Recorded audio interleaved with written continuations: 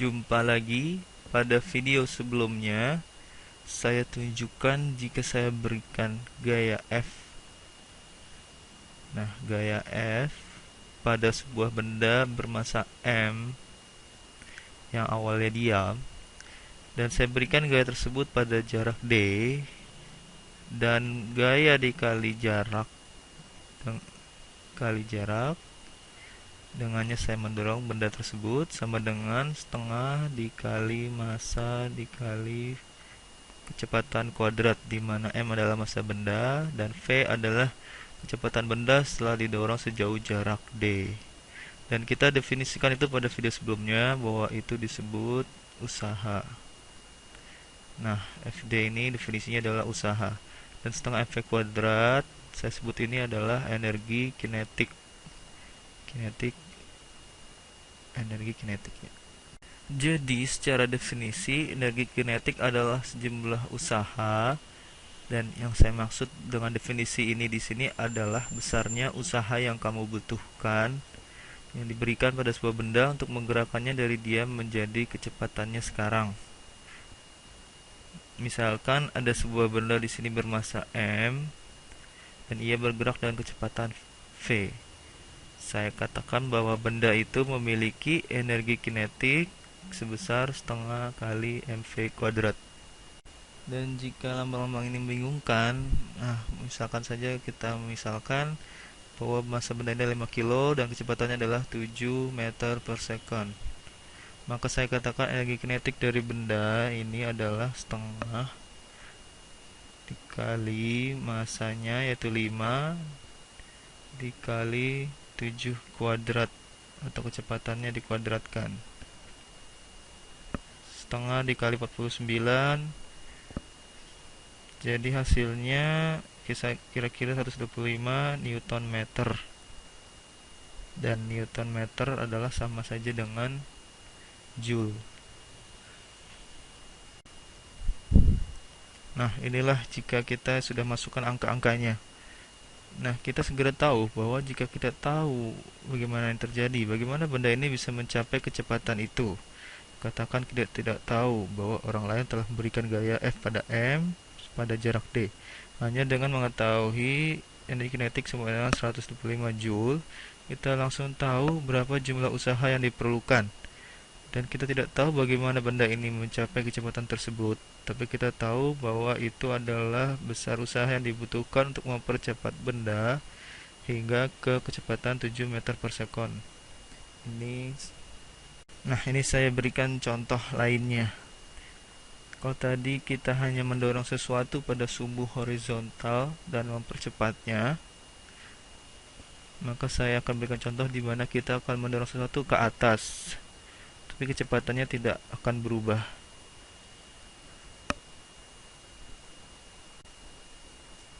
Misalkan saya dalam situasi yang berbeda, dan kita dalam planet ini, bukan di luar angkasa, dan kita punya massa M, dan saya akan berikan sejumlah gaya, dan gaya yang saya berikan adalah sama dengan massa dikali percepatan gravitasinya kali kecepatan gravitasi, saya sebut dengan G.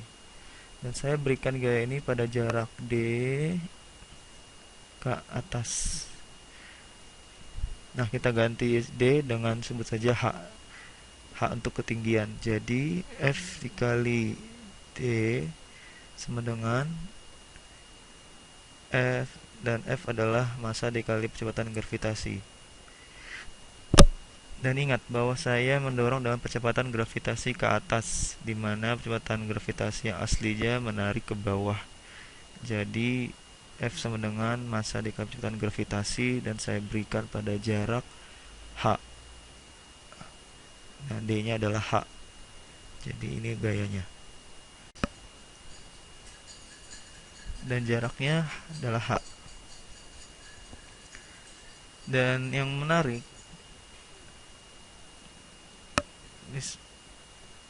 misalkan kita dalam sebuah lift yang sudah bergerak karena kamu setelah memberikan gaya sedikit lebih besar dari percepatan gravitasi hanya untuk membuatnya bergerak. Dan misalkan benda itu dalam kecepatan tetap. Nah, ini sebuah lift yang naik dengan kecepatan tetap, dan misalkan massa dari lift adalah 10 kilo dan bergerak ke atas. Ia bergerak pada jarak mungkin sekitar 100 meter. Jadi kita tahu bahwa usaha yang dilakukan oleh apapun yang menarik lift ini kemungkinan adalah tegangan pada tali ini yang menarik ke atas.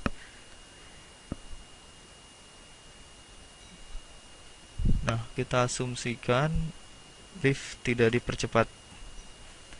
Karena jika lift dipercepat ke atas, maka gaya yang diberikan padanya akan lebih dari gaya gravitasi. Dan jika lift dipercepat ke bawah atau ia melambat saat ke atas, maka gaya yang diberikan lebih kurang dari percepatan gravitasi. Dan karena lift pada kecepatan tetap ke atas, maka gaya menarik ke atas harus sama dengan gaya menarik ke bawah. Karena gravitasi dan gayanya pada level yang sama, jadi tidak ada perubahan pada kecepatan. Saya rasa saya sebut itu 2 kali. Jadi kita tahu bahwa gaya ke atas ini akan sama dengan gaya gravitasi. Dan besar ini pada arah yang berlawanan. Jadi ini adalah mg. Nah, yang ini apa? Massa yang 10 kg dikali percepatan gravitasi. Yang anggap 9,8 meter per sekon kuadrat. Kita tuliskan satuannya di sini. Nah, kita gerakan pada jarak 100 meter. Jadi, berapa besar usaha yang diberikan ke lift ini oleh gaya apapun itu yang mendorong ke atas? Nah, ia haruslah 98 dikali 100. Jadi 9800 Newton meter atau 9800 Joule. Perhatikan bahwa tidak ada perubahan kecepatan. Pertanyaannya, di mana semua usaha yang diberikan pada benda? Nah, jawabannya adalah bahwa usaha ditransfer ke suatu yang disebut dengan energi potensial. Dan energi potensial ini didefinisikan dengan energi potensial gravitasi. Kita akan bertemu nanti dengan tipe-tipe lainnya dari energi potensial, dengan pegas dan lainnya. Energi potensial didefinisikan massa dikali gravitasi dikali ketinggian. Nah, kenapa ini disebut dengan energi potensial? Karena pada titik ini energinya atau usaha yang diberikan pada benda hingga pada posisi ini dalam energi potensial gravitasi, usaha yang telah diberikan pada benda untuk sampai pada ketinggian ini, dan bendanya sekarang ia tidak bergerak atau apapun, jadi ia tidak punya energi kinetik, tapi ia sekarang punya banyak potensi untuk melakukan usaha. Dan apa yang saya maksud dengan potensi itu, jadi setelah saya gerakkan benda tersebut 100 meter ke atas, berapa potensinya untuk melakukan usaha? Nah, saya bisa saja melepasnya dan tidak ada gaya lainnya selain gaya gravitasi. Dan karena gravitasi, benda akan jatuh dan memiliki kecepatan yang sangat tinggi, sangat mendarat. Nah, mungkin saya bisa berikan ini ke sebuah mesin dan semacamnya. Nah, kalau ini sedikit membingungkan, biar saya beri kamu contoh. Nah, katakanlah saya punya sebuah benda. Nah, benda dengan 1 kilogram, kita sedang di bumi, dan ia berada 10 meter di atas tanah. Nah, 10 meter di atas tanah. Kita tahu energi potensial sama dengan massa dikali gravitasi dikali ketinggian. Nah, massanya 1, dan katakan kecepatan gravitasinya 10 meter per sekon kuadrat dikali 10 dikali tingginya, yaitu 10, didapat besarnya 100 Newton meter, yang sama saja dengan 100 Joule. Nah, selanjutnya kita tahu bahwa dibutuhkan usaha 100 joule untuk membuat benda ini dari tanah, nah hingga ke titik ini di atas. Nah, sekarang kita bisa gunakan rumus lama kinematik kita untuk mengetahuinya, yaitu jika saya lepaskan benda ini, seberapa besar kecepatannya saat menyentuh tanah. Kita dapat lakukan itu, tapi saya akan tunjukkan cara yang lebih cepat. Disinilah konsep usaha dan energi sangat berguna.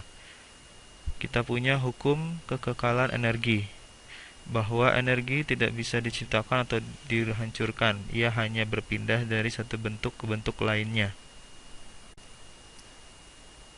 Nah, pada situasi ini, di mana saya mengambil objeknya dan meletakkan di atas sini ia punya banyak sekali energi potensial.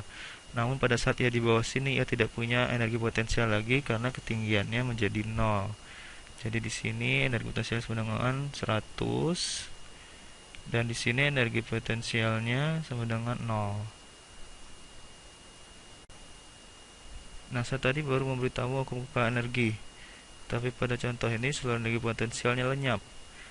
Nah, nanti pasti saya akan tunjukkan di video berikutnya bahwa energi potensial berubah menjadi energi jenis lainnya. Dan saya rasa kamu sudah bisa tebak tipenya, karena benda ini akan bergerak dengan sangat cepat sesaat sebelum menyentuh tanah. Sekian, jumpa lagi.